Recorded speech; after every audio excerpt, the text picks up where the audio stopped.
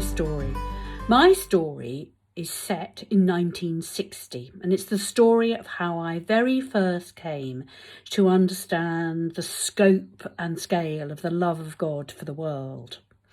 It's a story about cake and a story about music, but it's mainly a story about my father. My father, I need to tell you a bit about him because he was a staunch and dedicated Christian all his life. His faith grew from his own upbringing as a Christian, so was passed down to him from his father. And I think that the Christian ethos in his family went back through the generations. He wasn't a theologian. Not an intellectual. He didn't worry at his faith or question it too much. He was a very practical man, an engineer. And his practicality involved teaching me to say my Lord's Prayer and the Creed and to learn the books of the Bible. Although I have to tell you that he did get rather giggly around the minor prophets. Yes, so his voice might begin to tremble when he got to Obadiah. And then by the time we got to Habakkuk, we were both screaming with laughter and rolling about. Although to this day, I don't really know what he found so funny. But I can't say Haggai without a smile on my face. Anyway, back in 1960, you have to understand also that I had spent my very young life, my first 3 years, living in Baghdad with my parents, and we had come home to stay with my grandparents in Worthing. And in Worthing, we were based there, but we spent a lot of time, because we were home on leave, catching up with friends and family on both sides of the family. And those catchings up were nearly always done over tea. And it was over these many teas that I discovered cake, English cake, not the kind of the halawa that I was used to in Baghdad, but real English cake, Victoria sponges, eclairs, chocolate cake, fairy cakes, Battenberg cakes. Yeah, I soon discovered that I was very keen on cake.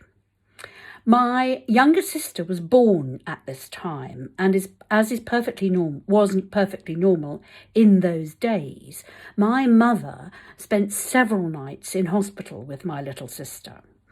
And so it was that I went to a performance of Handel's Messiah with my father and my grandfather.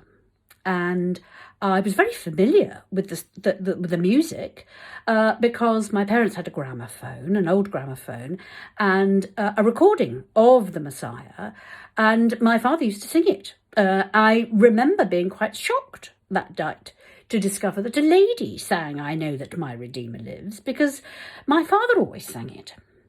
And there, sitting on this seat, piled on top of my father and my grandfather's coats, so that I could see what was going on, I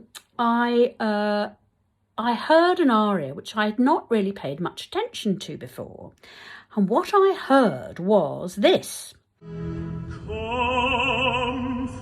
ye.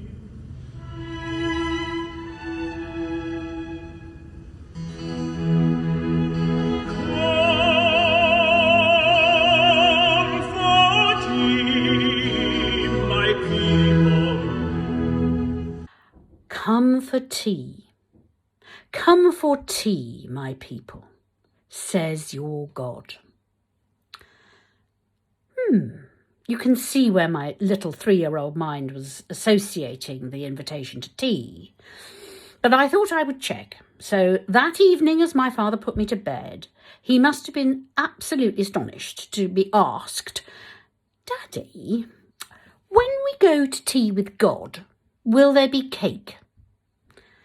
But quick as a flash, without any hesitation, he came back and said, "Oh, yes, Leslie, there'll be lots of cake and all your favourite kinds." A very positive answer, but I thought I'd better just check something else. "And Daddy," I said, Is everybody invited? Oh yes, Leslie, everybody's invited. And I remember very clearly from that point onwards thinking, what a very kind and generous and loving God is. And I suppose I never really looked back, although I must admit there are many more chapters in the story of my coming to faith after this one, but that's the beginning.